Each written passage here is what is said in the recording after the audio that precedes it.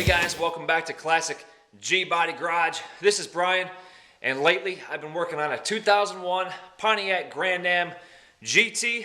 It has the 3400 V6, and I've been replacing the intake manifold gasket on it. And these intake manifold gaskets have a tendency to break down over time and make a real mess inside the engine and outside of the engine, of course. So what I wanted to review in this video is just walk you through the tips and tricks and things that I learned when tackling a job like this. So if you guys are about to basically handle a job like this, even on the 3100 V6, I believe those are the same as the 3400s.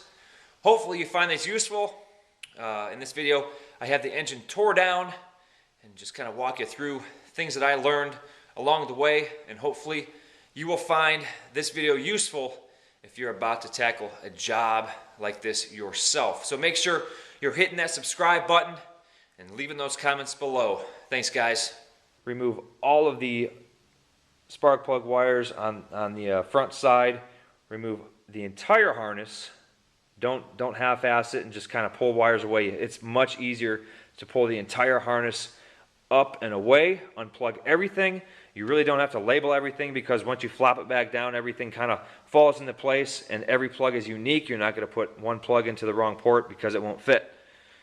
So all of those are up and out of the way. Makes your life a whole lot easier. Get the upper intake off of the car, like I said. Disconnect all the cables. This bracket right here, it's just 3 bolts and 2 cables. It's really not a big deal.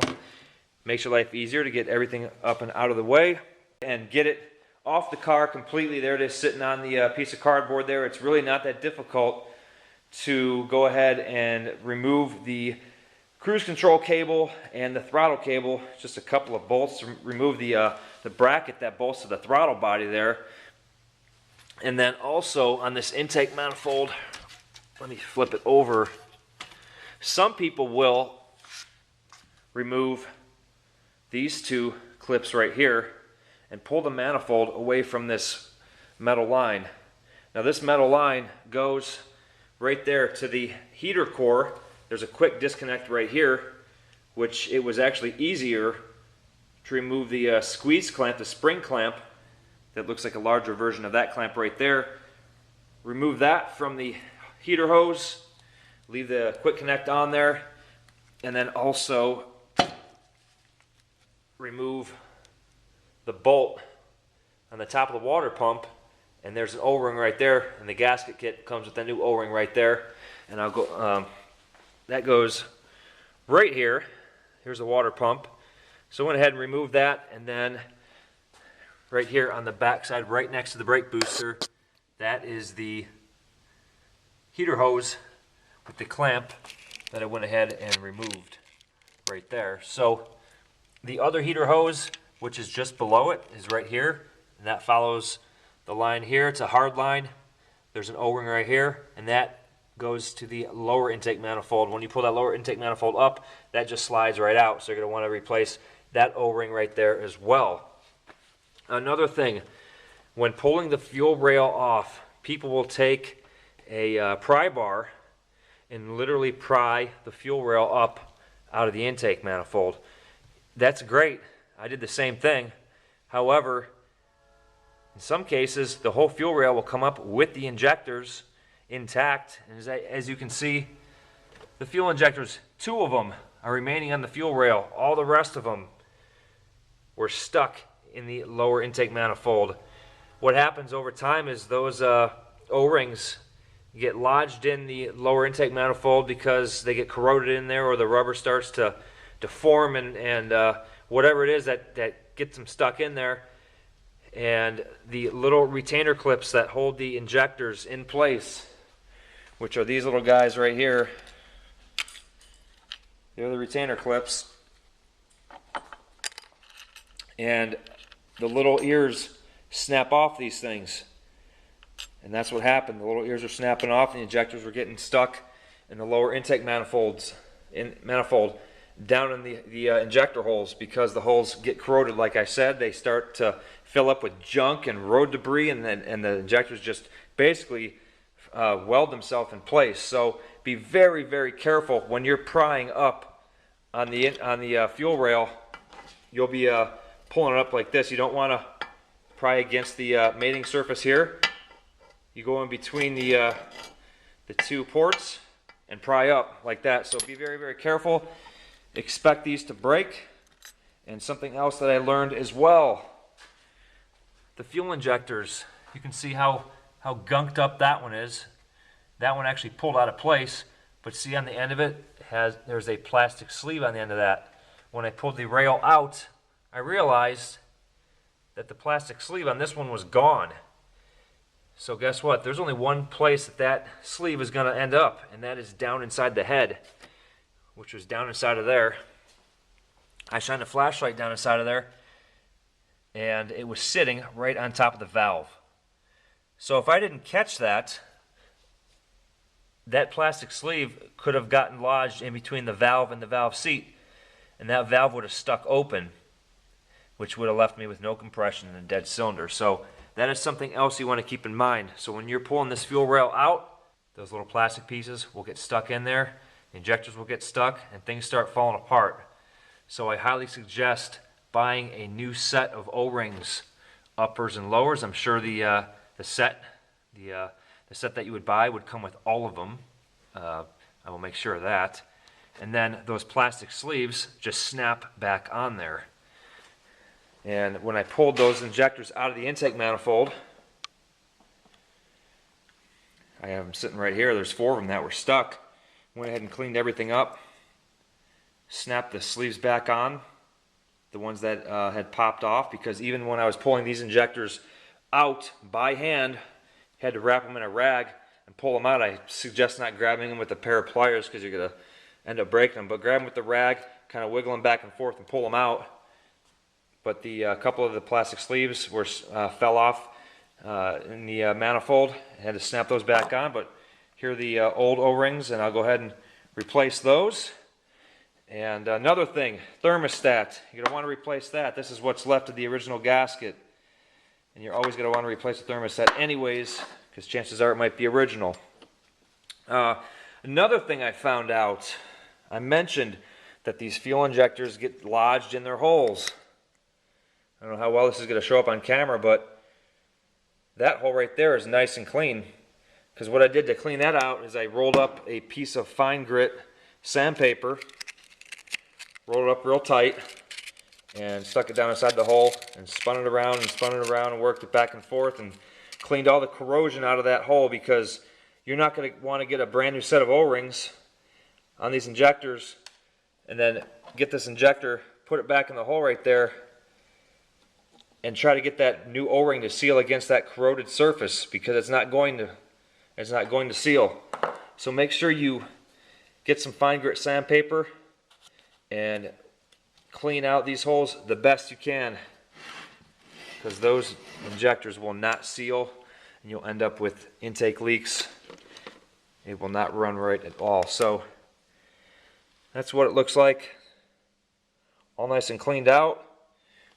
And then this is what it looks like not cleaned out. The holes are all corroded up and filled with road grime and debris, so definitely make sure you are cleaning those out. Another thing to keep in mind, that is called the oil pump drive.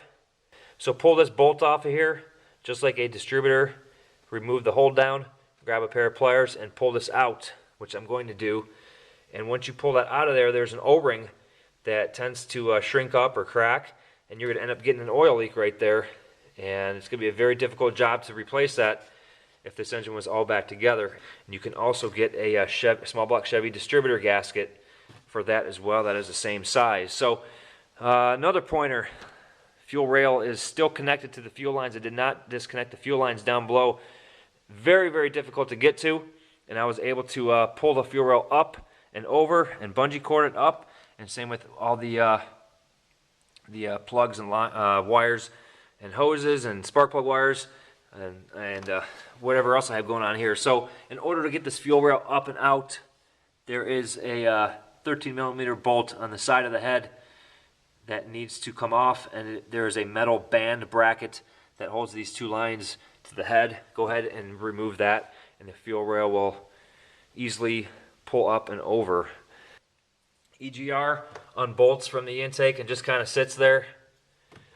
And also I had to take the motor mount bolts out to get to the power steering.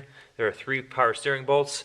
The bolts are run through the 3 holes in the front of the pulley, and that simply just lifts up. Set it up on the strut tower right there. Disconnect a couple of the hoses here, the overflow and feed hoses to the tank. Some more wires out of the way. It's basically just kind of looking at everything and seeing what needs to be unplugged and undone. And you're really not going to undo too much because there really isn't anything to undo too much, because it's going to be out of your way and it's not that difficult to undo it and then put it back together. So there you go. And as far as cleaning, clean this with kerosene or some carb cleaner. It really isn't that difficult to get it clean. Do not sand it. Do not scrape it with the razor blade. If you do use a razor blade, gently scrape it, because these are aluminum heads, aluminum surfaces on the head and intake.